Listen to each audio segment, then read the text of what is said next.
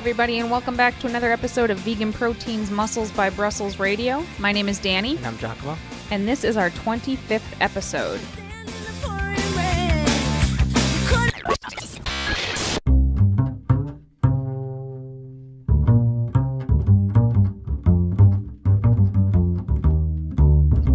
Pretty sure that this episode is going to come out on time. Don't hold your breath. Kinda, sorta. As of this recording, we are scheduled to get this out on time, but that editing process takes forever. Yeah, I mean, it's the 11th right now, so I guess we'll see when it drops. So what have you been up to, 𝐾𝐨𝐧'𝐭? Yesterday, I signed up finally for my first meet ever, something I have been wanting to do and have been working towards for, I want to say, almost a year. Powerlifting meet, you mean? Yes. So it's real now. It's about 10 weeks away. I want to say for the past 3 or so months, I've pretty much dedicated my training towards powerlifting, not neglecting my accessory work and still keeping bodybuilding as my primary focus. However, right now, I just want to get as strong as possible. That's also a big focus of mine. Yeah, he has been working really hard at powerlifting specifically, which is a huge shift from what he was doing before. So it's been kind of neat to watch, and I'm really looking forward to seeing him compete. Jury's still out on whether or not I'm going to do this powerlifting meet, but by the time I decide, it's probably going to be sold out anyway. Whatever, we could always do another one together, and I'm sure you'll be in my corner either which way. Tomorrow's mock meet for me, so I'm going to go through meet day as if it was happening, and that should be eye-opening for me and help me get into the mental game and get used to it. So anyway, that's pretty much what I've been working with. And also, this is pretty exciting. For the past, I want to say 3, maybe even 4 days, I've been meditating daily. Not something that I wanted to do or was even necessarily interested in. Danny's been doing it for, I want to say, 9 months, which is about how long it takes of her insisting that I do something to actually do it. Real talk. But anyway, yeah. And I mean, I guess I did it for her initially, but even after only 4 days, I've noticed quite a difference. Not knowing what to expect, but just going through the motions. It basically, I feel like I've been creating this personal headspace that is just quiet because I'm taking 20 minutes out of my day to, call it meditating because that's what I'm doing. Basically, because I'm taking 20 minutes a day to myself to do nothing, and then during the day when it gets really stressful, as it often tends to, I revisit this quiet space and I'm able to get through the day and stressful situations without being as worked up about them and being more focused. So I'm going to continue doing this. I'm pretty thankful for it, actually. Yeah, I love it. I actually got into meditating in June. My grandmother, whom I was very, very, very close to, passed away in June, and I was having a really hard time dealing with it. And I reached out to my friend, Paul Salamone, who's also a teammate on Plant Built, and he's one of my clients. And I knew that he was really big into meditating. And I asked him, like, hey, I think maybe this could help me. Like, do you have any tips? And he pointed me in the right direction. And he really helped me through the first couple weeks of it. And I've done it almost every single day since. I have missed a few days here and there, but I've done it almost every day since. And it is life-changing. There's no other way to put it. It's life-changing. It's, I'm not like a hippie, hokey, earthy, crunchy, out there, whatever. Just like, even just scientifically speaking, there's a lot of data to back up meditation and how beneficial it can be for all sorts of things. But personally, I found it to be absolutely awesome. I've recommended it to like a bajillion clients. So yeah, if you haven't tried it before, give it a shot. I did not go into this with an open mind. The only thing I went into this with was... This'll shut Danny up. Okay, if you want to say... maybe. I went into it with the intention of I'm going to do this because it's something that she wanted to do together. But it's probably not going to do anything. But even after the first session, and definitely by the second session, I was like, I just felt something changing for the better internally. And I was like, this might be a good thing. What about you? What have you been up to? I've been, my training's been going pretty well, getting stronger. My nutrition is back where I want it to be. You know, everything's back on track, still adding calories. Slowly, I'm back up to like 2250 calories a day, and I'm maintaining my weight, but I'm still getting stronger. So that's really cool. When I say I'm maintaining my weight, let me be clear. I am not maintaining my stage weight. I am maintaining like my off-season weight, which is it hovers around 140. So 140 to 145, somewhere in there. That's what I'm maintaining now. And hopefully, you know, that number of calories is just going to keep going up and up and up because that's my favorite. But outside of that, I have just been working. And by working, I mean working with my clients and my coaching site. That's what I've been doing. That's all that's been on my brain for the past month and a half or so. I mean, it always takes up a large part of my brain, but that is like 90% of my brain lately. Giacomo's been working sort of under me, sort of shadowing me for the last month or so. And that's been really, really neat because coaching the way that I do it online, it's kind of like a lonely profession, I suppose. There's, you know, you can't go like get a drink with your coworkers later and chat about the day. It doesn't work like that. And it's kind of a unique enough job. So when you talk to people about it, they don't understand what the hell you're talking about. I can't even tell you the number of times I've had to answer like, wait, but how do you like coach people if you're like not there with them? How does that work? So, you know, kind of nobody really understands what it is that I do. So having Giacomo shadow me has been neat because now someone kind of does. Exactly. I've been enjoying this. I've been wanting to do this with you for a while. I just haven't been ready for it. And it's been pretty rewarding, I think, for the both of us to be able to help as many people as we can one-on-one. With that comes a lot of work. You know what, though? I want to say, and it's hard for me to say because Danny's been the one doing this all the while on her own, but I feel like a large element of coaching is knowing your client and not just prescribing them nutrition and training and just saying, follow this. And being able to be a people person requires thought. And I think sometimes thinking to yourself can be challenging, and it helps to bounce ideas back and forth. Yeah, it can be. I don't think you necessarily have to be a people person to be a coach, because I wouldn't call myself a people person. You have to understand people. But I'm a really good people reader. I read people really well. I can empathize with people a lot. And I think that's really, really important as a coach because, you know, you got this geek side of your brain, right? That's, you know, what got me into this in the first place is the geek side of my brain, which wants to look at a body. You know, I want to look at a body and I want to manipulate it the way the person wants and get them that result. That is the geek side of my brain. That's what I live to see those results, whether it's, you know, a physical change or hitting a PR in the gym. Whatever the goal is, I want to make it happen. You can't just look at a client like a body. They're not just a science experiment, like they're an actual human being.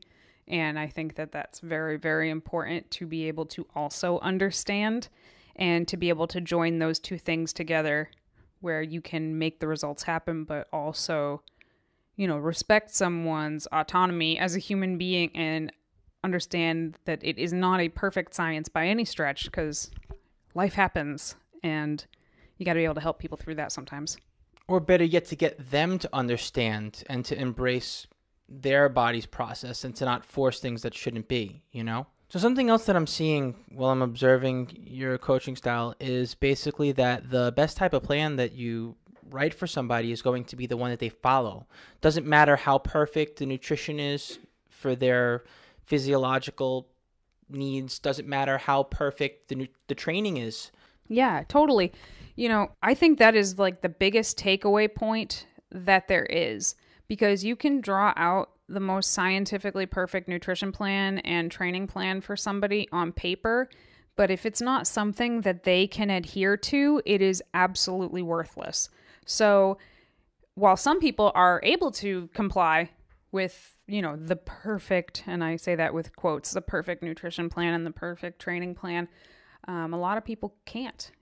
You know, life just does not allow for that. So you have to find something that's going to work for them and still get them results, even if the results are not most optimal results possible. You know, results are results.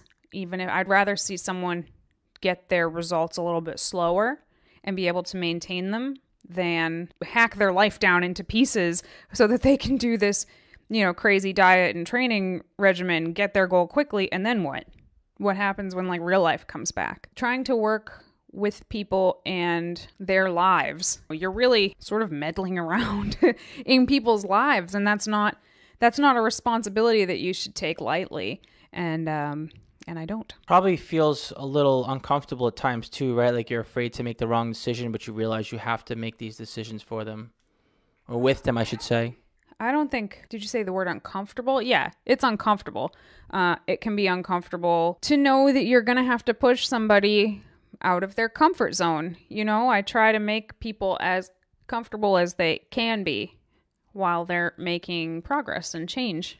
But sometimes you really do have to step out of that, and you really do have to push yourself to be a little bit uncomfortable, whether that's on the nutrition side or on the training side or both. It sucks to teach those hard lessons sometimes.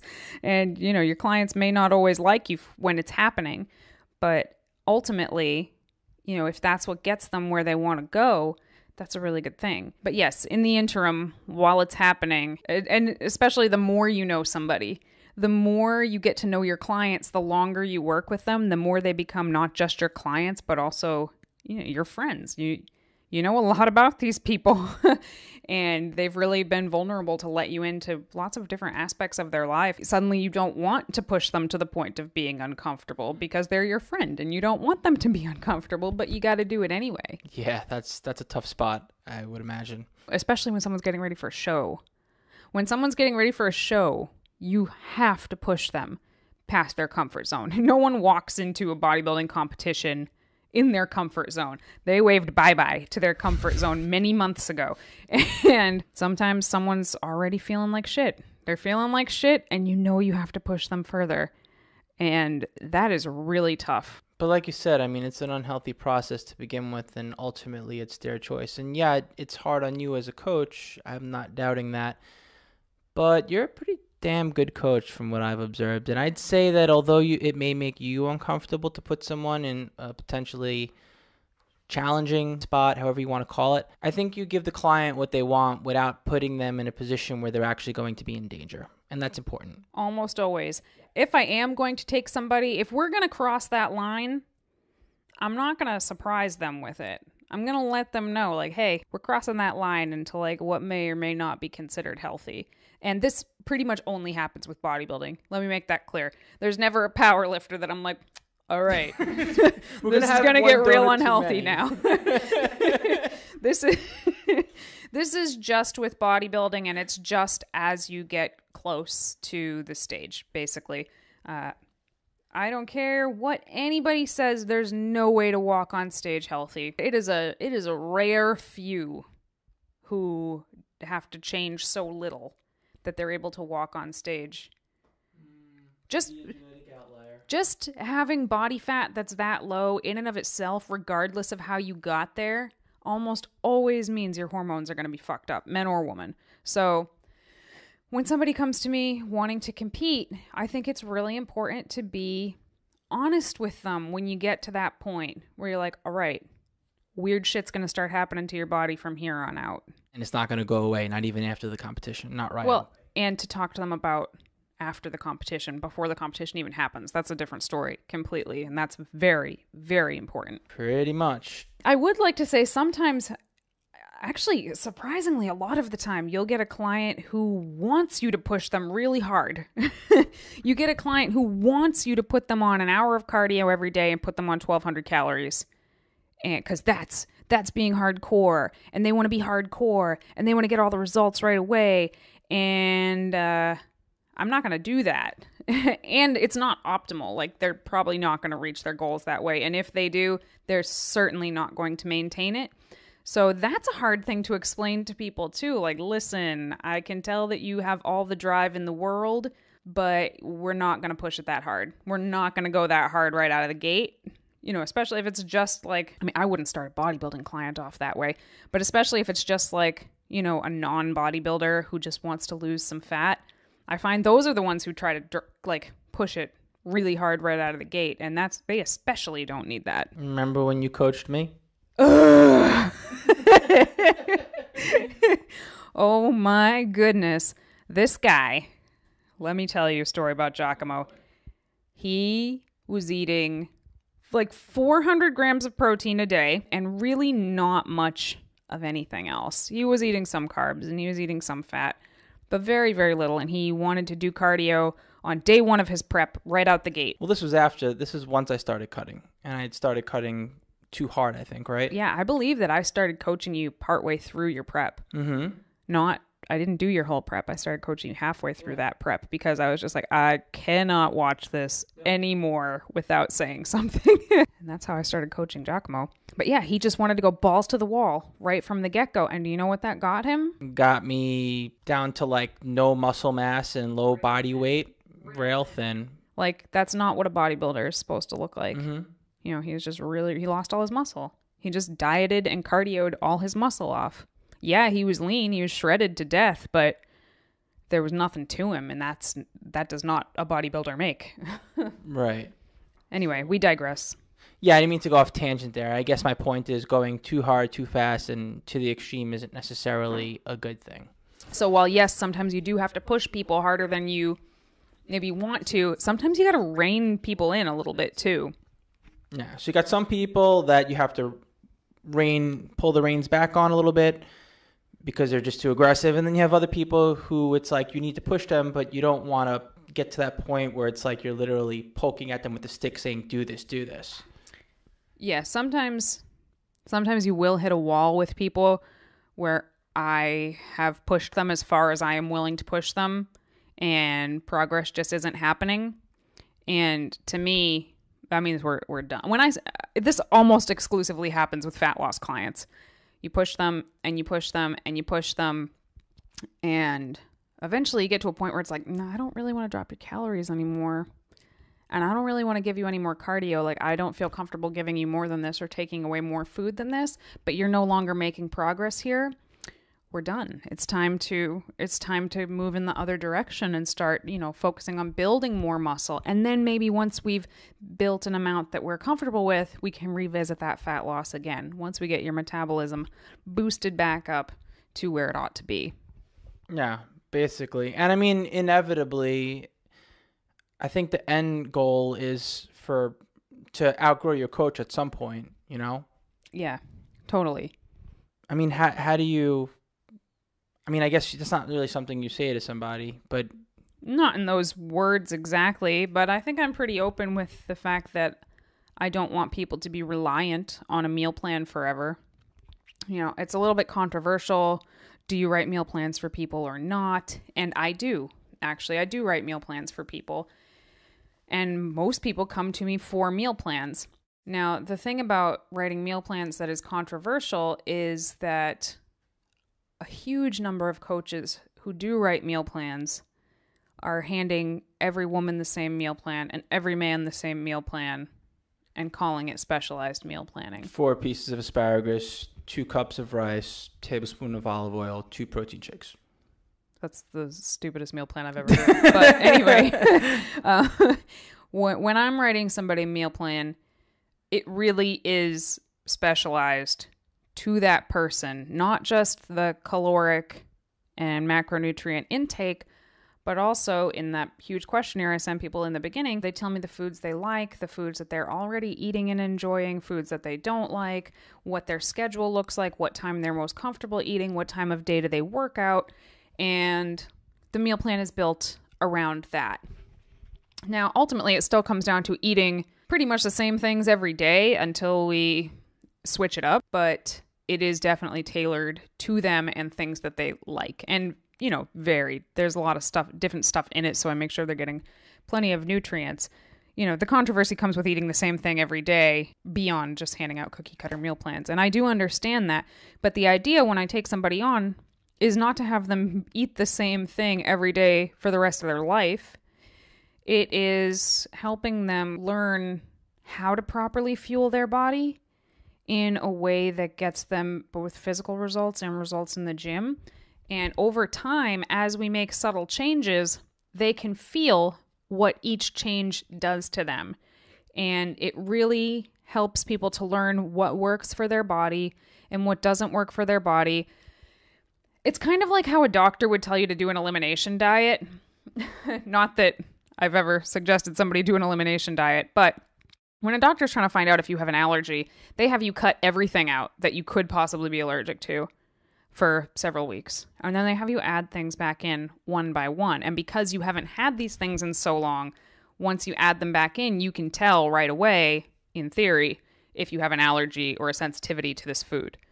And it's kind of like that with the meal plans and how they change and the tweaks that are made because you've been so consistently eating similarly every day. Every little change is an opportunity for the client to learn something about their bodies. And also, the structure of a meal plan can be very, very good for somebody who has no idea how to optimally fuel themselves.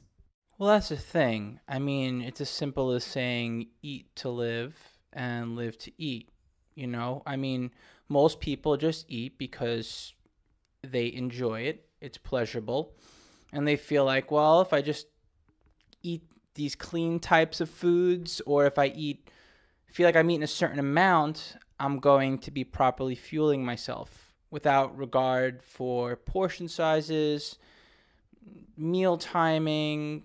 I mean, there's just so many ways to develop a closer relationship with food in regards to how it can fuel your body. And like Danny said, a lot of that is psychological. It's understanding. And there is some inherent value to following a meal plan. It's even about the preparation. You know, it's putting you into the right mindset. I'm going to do my grocery shopping on this day. I'm going to prepare my meals consistently. I'm going to eat them consistently, and I'm going to be aware of what's actually on my plate because I'm doing the same thing repeatedly. But I mean, there's a way to evolve from this. I mean, we're all about macro counting, correct? And there's a transition to get there. Yes, well, you and I are, but I think sometimes a lot of fitness professionals take for granted the fact that they get it. You know, you and I get it because we've been doing this forever. Like, I've been in the fitness community, you know, learning all of this stuff for the past, 12 years or so. So at this point, all of it is second nature to me and you and lots of other fitness professionals who are just like, oh, just give people macros. And I am obviously a huge proponent of flexible dieting. But I have come to learn that that is not just something you can just do. I mean, I wrote a book on flexible dieting. It's like 120 pages long, and it's very comprehensive. It's about as comprehensive as you can make flexible dieting. And I did that deliberately, but some people still read it and still have trouble actually applying it. And that is not anybody's fault. It can be really confusing if you're not used to it. Like, that's a lot of numbers. That's a lot of learning new foods and learning how to track them and having to learn a new app and constantly second guessing if your numbers are correct for your goals. And I get that. I've been there. I did this. I did that 10 years ago. And unfortunately, at the time, there wasn't anybody to help me sort of navigate that path. And I wish that there had been somebody to do that. Unfortunately, I got put on a meal plan at 18 years old when I originally sought help with my fitness goals, and it was just a train wreck. There was no end in sight to that meal plan. It was just like, you're on a meal plan or it's a fucking free-for-all, and there was nothing in the middle. And obviously that's not a way to live. So what I like to do is start people who have no idea, they just want to get into fitness. They just want to eat the right thing and reach their goals. And we start them on a meal plan. Creating a meal plan takes a lot of time and work. And I don't take it lightly because I don't want somebody to be bored and absolutely hate their food every day. Been there, done that. It sucks. Once somebody is really comfortable with their meal plan, and I can tell based on their weekly check-ins that they're starting to get a grasp on what fuels what, or somebody will say something like, well, I ran out of this, so I got this because the nutrition on them was pretty similar. It's like, ding, ding, ding, they're getting it. They're starting to get it. And once I realize that, what I'll do is I'll usually start them on one flexible dieting meal. So they have their meal plan, and then I'll say, okay, your dinner can be whatever you want. as long as it fits these numbers. And creating one meal that fits your macros is so much less intimidating than trying to navigate your way through a whole day of, say, 3 meals and like 2 snacks. That's, for a lot of people, that's a lot to manage while you're also trying to, take care of your kids and go to your job and live your life. Now you have to count every single morsel. A lot of why people like meal plans is because they don't have to think about it. And I get that too, because one less thing to think about can be really, really nice. But there's also so much freedom in learning how to think about it. And like anything else, there's a big learning process to it. But once that's passed, it actually becomes easier. I think people do realize that there's an end game to meal plans.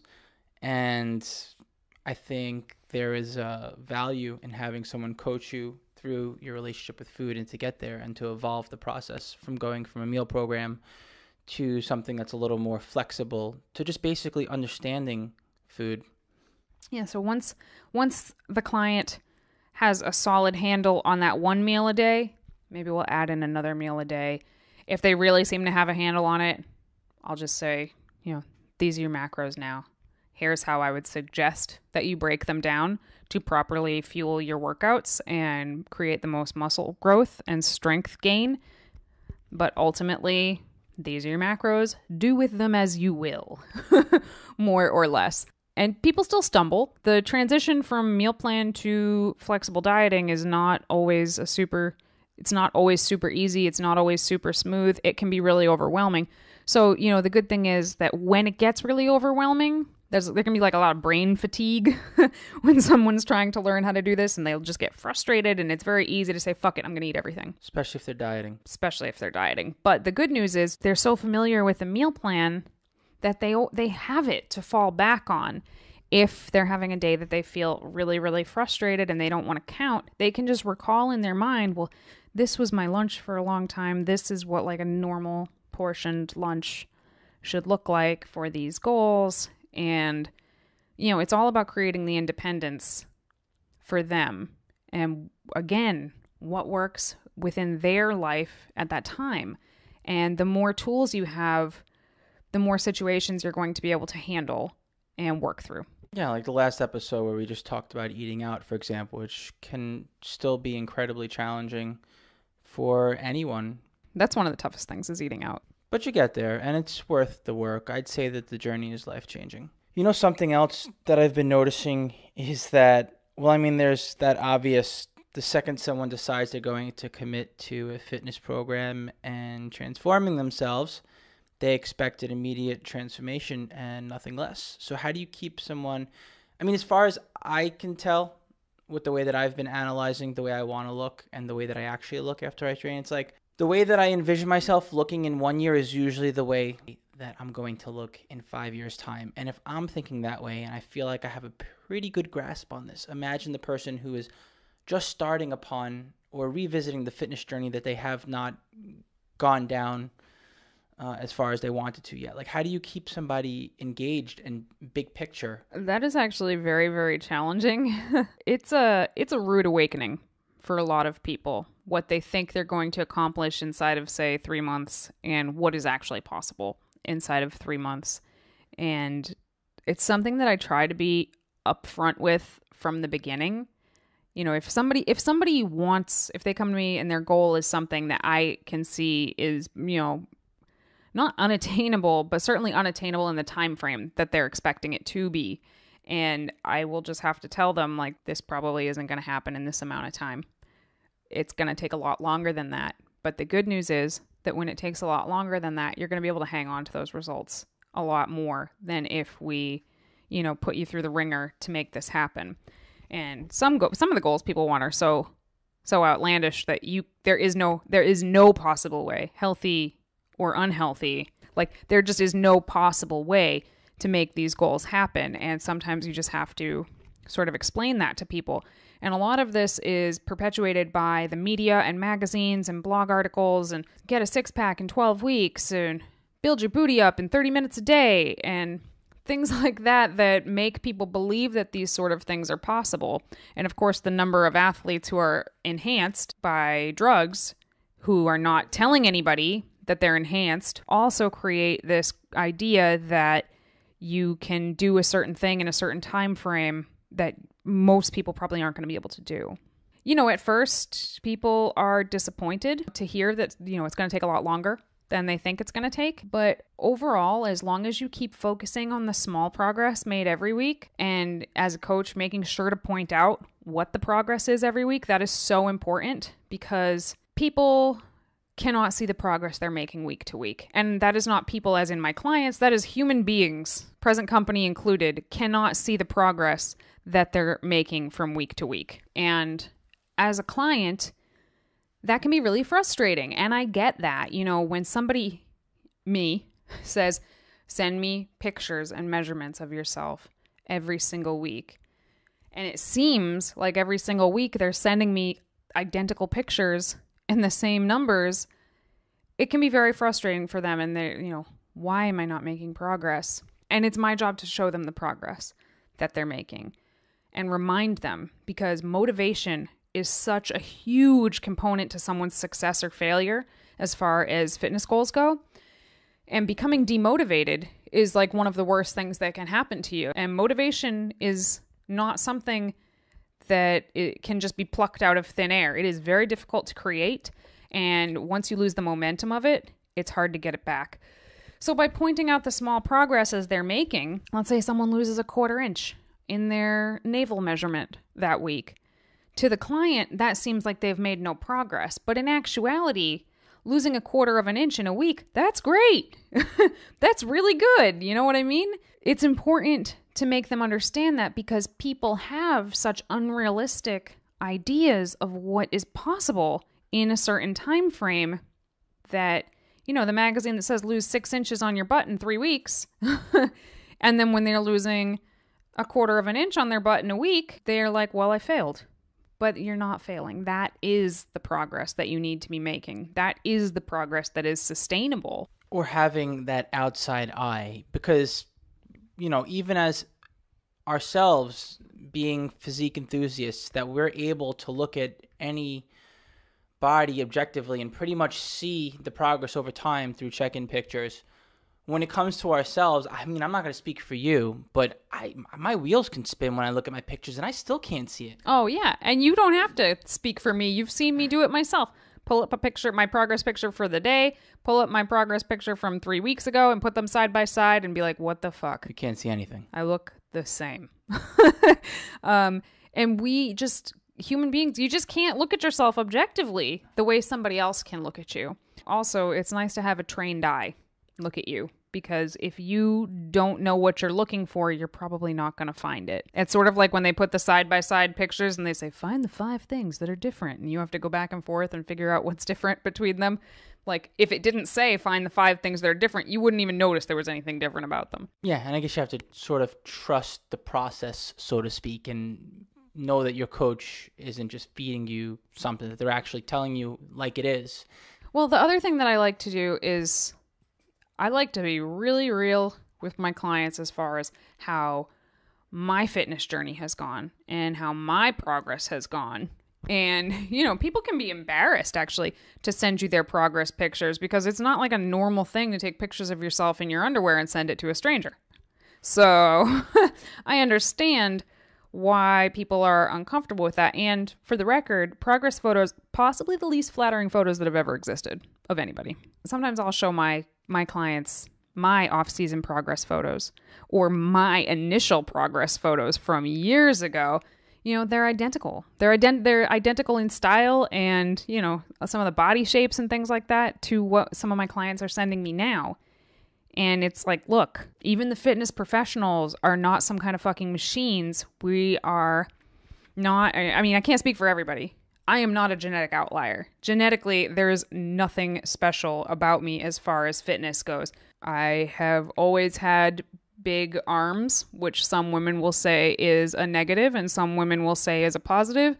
Growing up, I always looked at it as a big negative. Competing in figure, now I think that it's a positive. But outside of that, genetically speaking, I don't lose fat easily. I don't build muscle easily. 𝐾𝐨𝐧'𝐭 has his obstacles that he has to face, and everyone does. And everybody has something physically that they have to sort of overcome to get to their goals, be it physique or strength wise.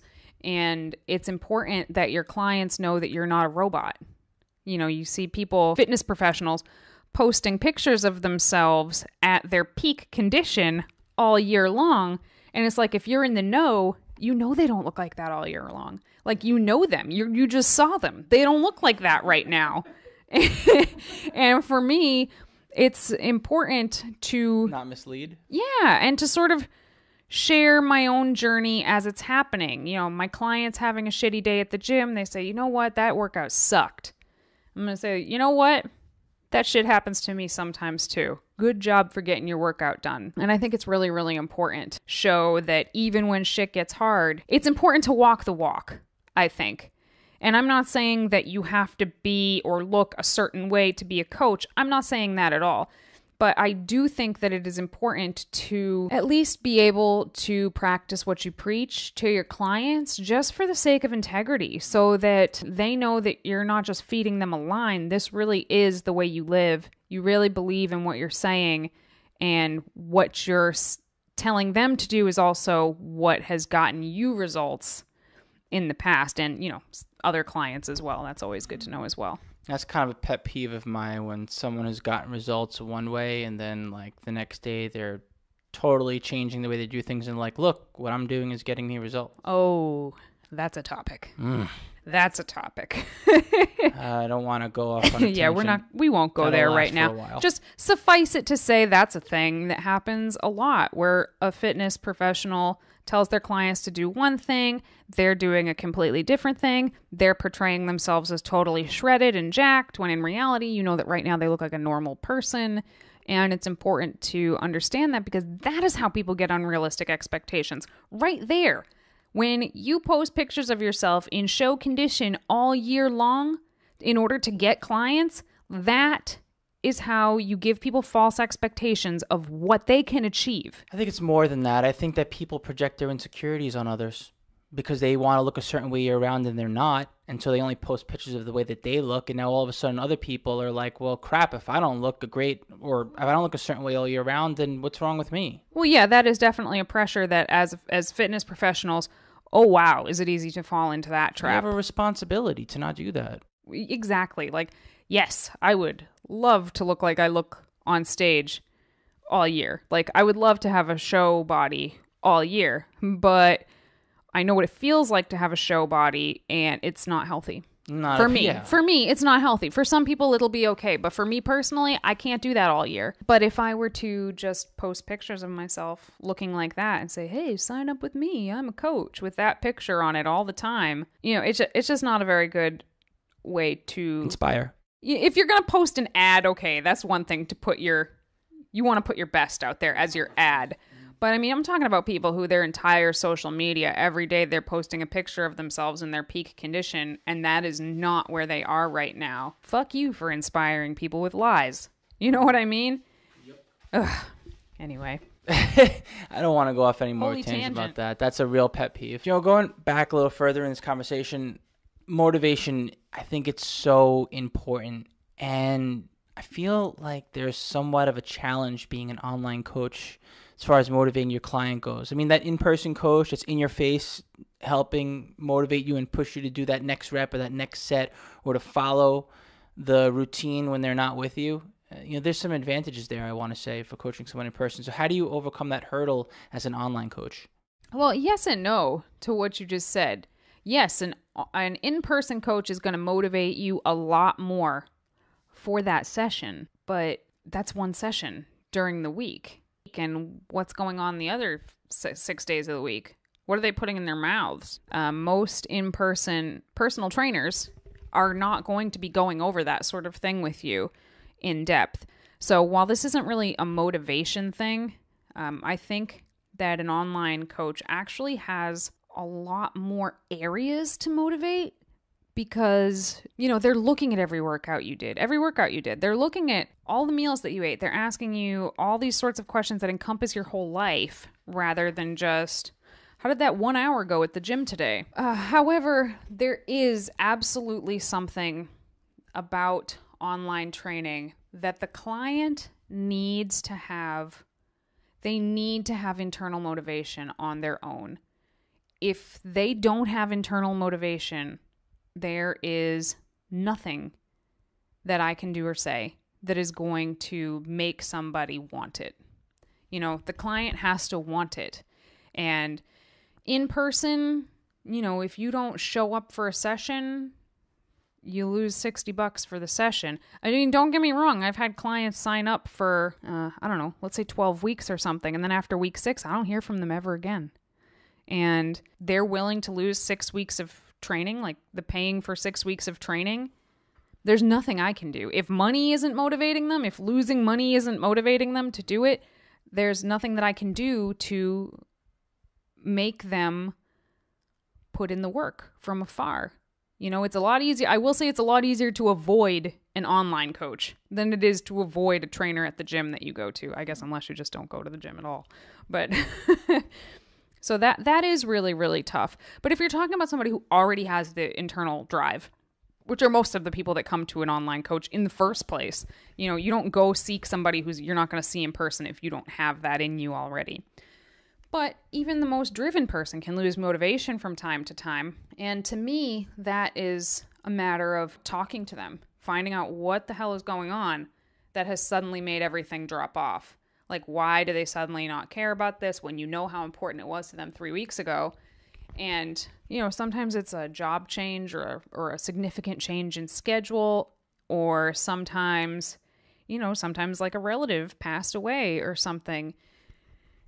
And you have to be able to change their programs to fit what is going on in their life to a degree. You can't mold every single day's program to fit, you know, someone's day minute by minute, but you can change their program to fit big changes in their life. Also, if somebody has started to lose motivation, it's very easy for me to say, hey, I want you to send me a message every single night. Every night this week, send me a message and tell me how you did. Because it holds them accountable more frequently than a weekly check-in. If someone doesn't have to send me a check-in for another 7 days, that's 7 days that they can sort of dick off before they tell me that they didn't do anything all week. But if I say send me a message every night, most people don't want to send their coach a message every single day that says, hey, I did nothing today. Hey, I did nothing today. That doesn't fly for most people. That doesn't feel very good for them. So, you know, we set micro goals. All I want you to do this week is focus on getting your workouts in. All I want you to focus on this week is making sure you get enough sleep. Things like that. Setting these micro goals that feel attainable when somebody has lost their motivation can help re-motivate them. And checking in more frequently with them can also hold them to more accountability. Right. I definitely agree with you there. I guess another possible advantage of online coaching is that both the client and the coach have some time to think about what they're going to ask or say. And you can definitely get more feedback from both ends that way. And that can obviously be critical to the success of somebody. That is true, because you don't have a person in your face saying, hey, this happened, what do I do? And you have to answer right away. Occasionally I'll get a check-in from somebody where, you know, it's a challenging check-in. Maybe they hit a plateau, maybe there was a huge change in their life, and I don't immediately say, well, we're going to do this. I don't like to knee-jerk reaction obstacles in training. I kind of like to sit with them for a little bit. So sometimes I'll read someone's check-in in the morning, and then I'll just kind of let it hang out in the back of my head for the entire day. And by the time nighttime rolls around, like, I have a plan for what I want to do with them.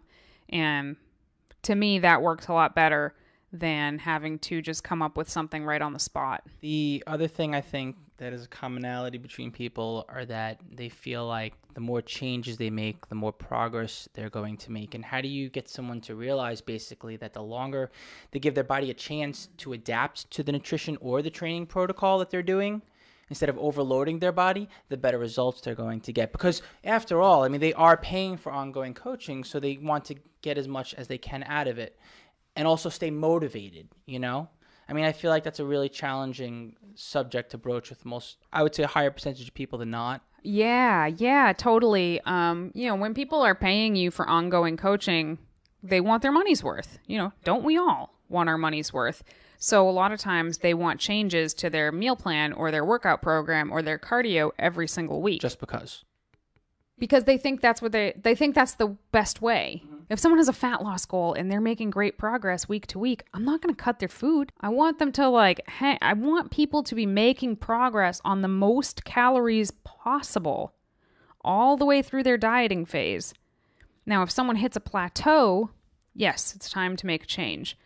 But if someone is smooth sailing through their progress, there's no need to change it up. I strongly believe that people should stick to workout programs for at least 4 weeks. I mean, bare minimum 4 weeks before you start changing it up. Personally, I like to stick with stuff for 6 to 8 weeks to give the training protocol a chance to really settle in my body. The first week that I give someone a workout, they almost never sort of get it right the first time. They're like, oh, I had to sort of experiment with these weights and see what worked, and it's hard for me to find out my right weights. And if I changed their program every week, they'd have like a subpar workout every single week because some people just get bored. And I get that.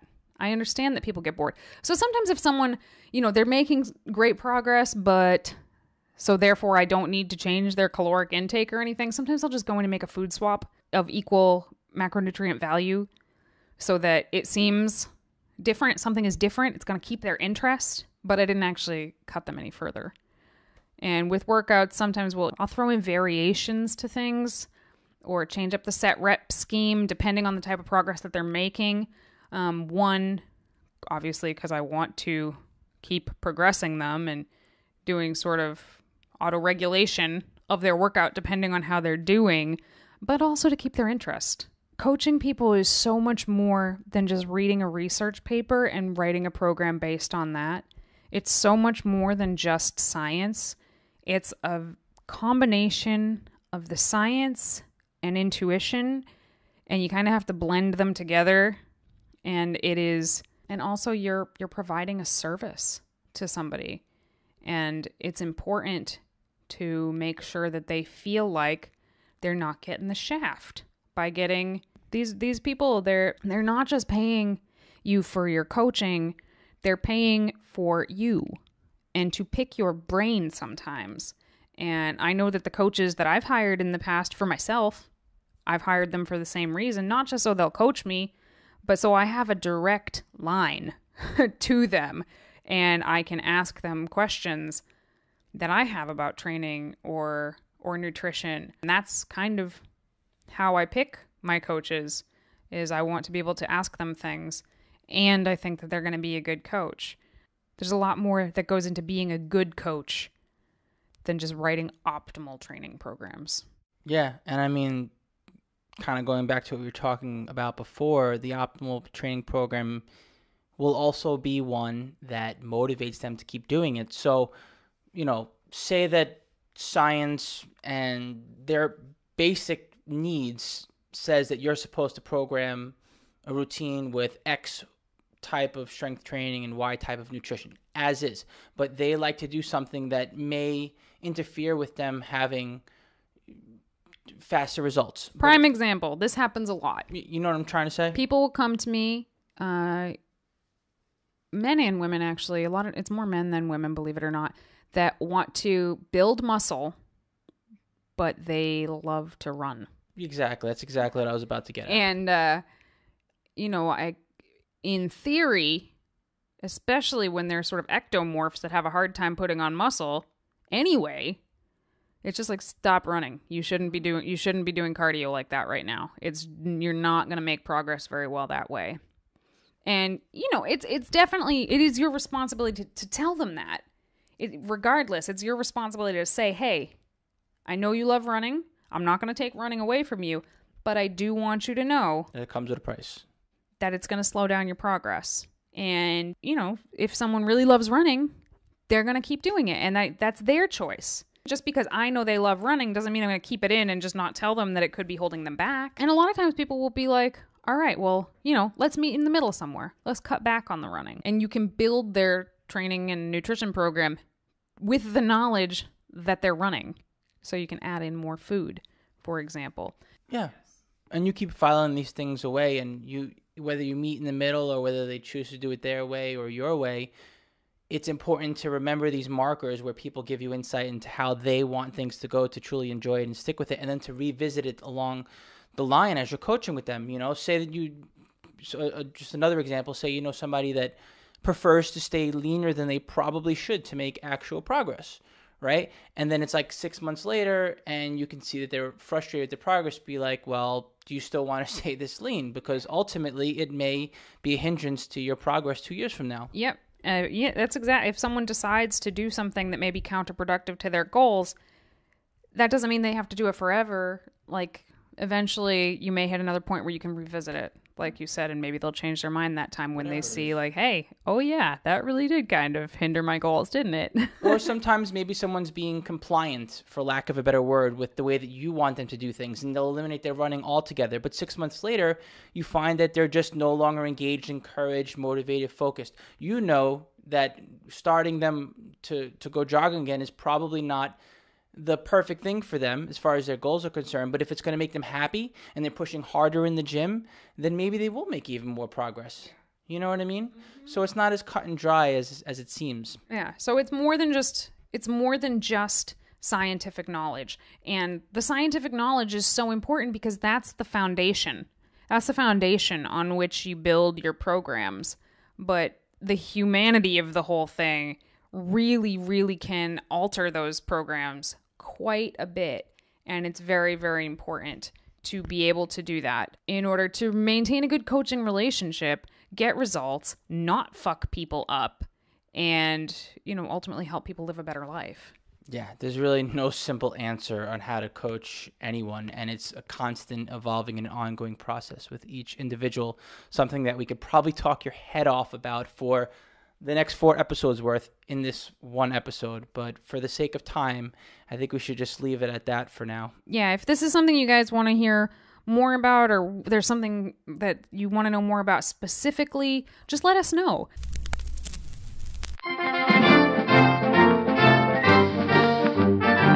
Moving on to our product review segment for today, we had a different idea in mind, but we started getting into the topic of meditating a little bit at the start of this episode, and had mentioned the Headspace app, which I'm a little newer to, so I can't speak too much on it. But I know, Danny, you've been using it for a while now, and you've had nothing but great things to say to me about it. Why don't you explain to our listeners a little more about what Headspace has done for you? So what Headspace is it's an app. It's available for free download on iPhones, and I'm assuming it's available on Androids as well, but I'm not 100% sure on that. And it's free to download. And when you start it, there are 10 meditations that are each 10 minutes long, and they're free. And they basically teach you the very basics of meditating. Because when I got into meditating, I basically thought that the point was to think of nothing. And that's what I was trying to do. I was trying to think of nothing. That doesn't work. You can't think of nothing. You can't consciously try not to think. That is just not how our brains are wired. Try me. And the first 10 sessions on Headspace really taught you how to get into a meditative session and come out of a meditative session. And it's not like, you do it one time and suddenly you have a fucking out-of-body experience or something like that. But it teaches you the basics in these 10 free sessions. And then after that, you can sign up. So you can sign up, and it's $13 a month or $96 for the year. And I suggest trying it out for a month just to see if you like it. Because once you get past those first 10 sessions, there's 2 more packs. Basically, all of the meditations are broken down into packs, is what they call them. So they have different subject material that you're focusing on. And what this app does is it really does teach you how to meditate. And it's not just guided meditations like you can go on YouTube and look up guided meditations. It's nothing like that at all, because I had done that a million times before with no success whatsoever. So there's 3 levels called the Foundation Pack. And the first one is the 10-minute sessions. The second one is 10 15-minute sessions. And the third one is 10 20-minute sessions. And throughout those 3 packs, you really learn how to meditate. And, he does a really good job The guy's name is Andy. I should know his last name, but I don't. He's a British guy, and I love his voice. Some people say that his voice is annoying. I don't think it is at all. I think it's awesome. He does a great job not being, super out there or hippie or woo-woo. It's very practical, which I like. So once you finish the foundation pack, there are all of these different packs that you can work on. I'm looking through it right now. There's health, which breaks down into all these. There's a pack for anxiety, which actually I found the anxiety pack to be the most helpful one that I've done so far. It was a 30-day pack, and it was just awesome. I can't say good enough things about it. Sleep, stress, self-esteem. There's ones on relationships, so appreciation, acceptance, generosity, performance, which is a good one also. There's 4 packs: creativity, focus, happiness, and balance. I know some of these, and now that I'm saying them out loud, some of them sound really hokey, but they're not. They're really not hokey when you're doing it. There's also singles. So there's some that are kind of fun. They're like on-the-go meditations. So you can kind of learn how to do these different things and meditate at the same time, because meditation isn't just something that you have to like sit on a couch with your hands on your lap and do. It is, anything can become a meditative process. For a lot of us, going to the gym is a meditative process. I can't tell you the number of times a runner has told me that running is like their meditation. And, there's lots of different things that can be meditative. For me, walking is super meditative. And there are these meditations that you can do while you are running, cooking, commuting, eating, walking, cycling, sleeping, or rather to go to sleep. There are also these little tiny meditations called SOS, and they're like 3-minute meditations that you can do when you're feeling really like anxious or angry or sad or some shitty feeling that you just kind of need to get through. And those are really cool too. And once you've really got the hang of it, there are meditations that are just completely unguided also. It's amazing how I never thought I'd be able to get through an unguided meditation without like going crazy or falling asleep or something. But when you have the tools to know how to do it, it's possible to sit through it. And actually, I've found that the longer ones are like, the longer it is, the more beneficial it is. Huh? Who knew? So yeah, if you feel like you have a lot of like brain chatter going on, which I do constantly, just like like useless shit in my head all the time that I just, I don't want to like force it to go away, but I'd like to at least notice that it's going on so that I don't just buy into it constantly. And that's sort of what this helps you to do. It helps you sort of divide the thoughts in your brain from, what's important to what's just white noise. It's just called Headspace, one word. Can't speak highly enough about it. Check it out.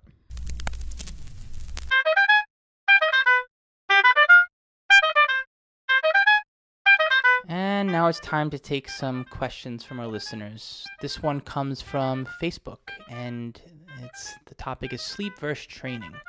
I'm wondering what people's thoughts are on this topic and wanted Danny to be able to share some insights in this case. My general thought is always do what you need to do regardless. However, last night my legs were dead, and I knew I had to get up early for a meeting in the morning. So I decided to move my cardio to the rest day of my training schedule instead. I imagine there are times when getting enough sleep is actually better than sticking it out, so long as you get your training in some form or another. Other thoughts on this? Interested to hear what other people do or what your philosophies are. So this was a question on Facebook, and I did actually answer it on Facebook, but I thought it was a good enough question that we should answer it on the podcast also. So I will sort of reiterate what I said on Facebook. First of all, I should be really upfront. I sacrifice sleep for no man. Like, I need my sleep. That's not a joke at all. I need 8 hours of sleep every single night, and honestly, I function best with a nap in the middle of the day for about 30 minutes. I know, I sound like a toddler. And sometimes if I don't have that nap, I kind of act like a toddler. So there's that. On the priority list, I think that sleeping comes only after water, but before food. I think sleeping is more important than food, and I think both of them are more important than training, personally. So I think that speaks volumes. Sleep, so many good things happen during sleep. just from a mental standpoint, all of our short-term memories are organized while we sleep, which is part of the reason why when you don't have enough sleep, you're just like a moron the next day. Like your thoughts have not been organized and categorized properly. But more specifically to fitness, when we're sleeping, our hormones are restored. Muscle protein synthesis is at an all-time high when we're sleeping. Human growth hormone also at the highest point while we're asleep. So it's very important to get sleep for those reasons. But also, sleep deficits can reduce glucose metabolism by 30 to 40%. So you are not digesting your carbohydrates properly when you're in a sleep deficit, and that can play a huge role in performance. Also, there was a study not too long ago where they put people in a sleep deficit for 4 days in a row, and then they tested their 1 rep max on bench, and on average it had dropped 20 pounds for each person, which that's a big drop. That's a really big drop for most people. And the other thing you were talking about on our walk yesterday with the perceived rate of physical exertion for the person who is sleeping well versus the person who's not was pretty intriguing to me. Sleep deficits can increase perceived exertion by up to 20%. And basically what that means is everything feels harder than it actually is. And the reason Joachim and I were talking about this is we were remembering this time when we were on prep and we were going for a walk with my brother, who is not an athlete. And he was walking pretty quickly, you know, but it was still just walking. And Giacomo and I could not keep up. We couldn't keep up. We were panting. We were like hunched over, just trying to keep up with him walking. He's not like an especially tall guy or anything like that. There was no reason for us not to be able to keep up walking other than we were just so depleted. And that, I mean, we were food depleted and sleep depleted at the time. So that's an example of how everything can feel harder than it actually is. And of course, sleep deficits increase cortisol, which wreaks havoc in every way. In every way. It wreaks havoc in your day-to-day life. It wreaks havoc in your fitness life. It is just awful. Yes, it serves a purpose, but as far as fitness goes, it blows. And lastly, your immunity. Your immune system like tanks when you're sleep deprived. And for people who are working towards a fat loss goal, or in any sort of a caloric deficit at all, just by being in a caloric deficit, your immunity is dropped. It's lowered very quickly. And taking that and then being in a sleep deficit on top of that, your immunity just gets so much lower. And getting sick when you're working really hard towards a specific end goal can really throw a wrench in the works. So, and who likes to be sick? Like, there's just so many reasons that people need to focus on sleep as a priority. And this could be an entire episode in and of itself. Sleep is so important and so overlooked because everyone's trying to be so hardcore that they'll do anything that they need to do, even if it means they're sacrificing their sleep. So on average, I say that people should, athletes especially, should be getting at least 8 hours of sleep a night.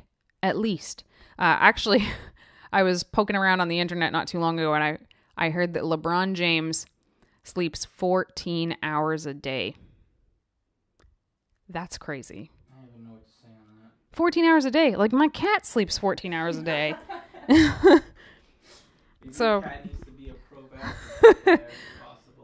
But it's just, and if you look at the amount of sleep that high performing athletes are getting, you know, it is much higher than the average person who's not an athlete. So, you know, I know that it can be hard to fit in extra sleep, but you got to do it. And if you can't fit in extra sleep, you damned well better make sure that the quality of the sleep you're getting. Do anything you can to improve the quality of your sleep. Blackout curtains. Get your phone out of the room. White noise is great. Wind down for like a half an hour. Wind down before you go to bed. Mm-hmm. Keep your socks on, but keep it kind of chilly. Steal the blankets from your wife. That's a good one. Anyway, so that's our little spiel on sleep. Get it? Okay, so the next question that I got actually came from a client of mine who I'll leave anonymous, But her question was very, very simple. And I think that it's a good question across the board that anybody could ask. And the question was, do I have the right body type to be a power lifter? Yeah. And, gee, I guess you could ask this question about just about any sport or activity. But to someone who asks me that question, I would ask them a question in return. Do you want to be a power lifter? You know, you should do what you want to do. I mean, everyone's going to have inherent advantages and disadvantages to just about any activity they want to do, but that shouldn't dictate whether or not you do it. I mean, yes, could you have some mechanical advantages with your basic bone structure to help you be a better powerlifter? Absolutely. I mean, there are going to be genetic outliers in every sport, but that doesn't mean that you shouldn't be able to play with the best. I mean, you'll get to a certain level where some people will just have a natural advantage. But I mean, you should work with what you have and build yourself up to be the best that you can. And there's just no reason not to do so. Well, also, I think it's important to note that there is no body type for a power lifter. There is no body type for a power lifter. So anybody can be a power lifter. In general, short people tend to do better in powerlifting just because of the way they can build muscle and the fact that they have less distance to travel. So I'll say that. And strength to weight ratio. Yeah. Shorter people do have an advantage, but there can be different advantages and disadvantages to various lever lengths. Your femur length, your torso length, your arm length, and they can either help you or hurt you in different lifts. So let's say you have really long arms, which Giacomo pointed out earlier. Long arms help you in the deadlift because you have less to travel. But long arms will hurt you in the bench press because you have more to travel. So I don't really think that there's any one specific body type that could, help you or hurt you in powerlifting.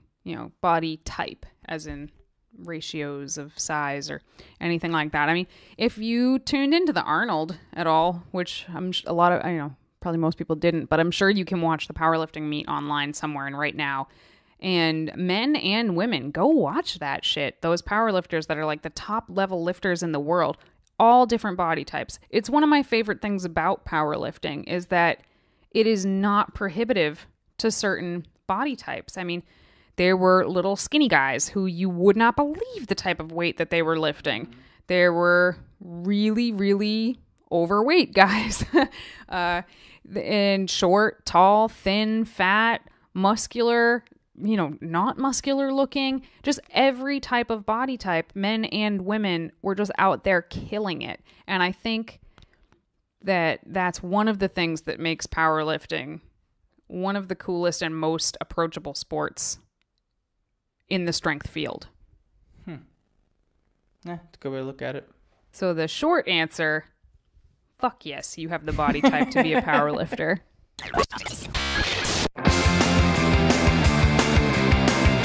that concludes another episode of VeganProteins Muscles by Russell Radio. Please stay in touch with us. You can catch us at VeganProteins on Twitter, Instagram, Facebook, wherever on social media. And when you get a chance, or if you can, do leave us a review on iTunes or wherever you're tuning in, as it does help us reach more people.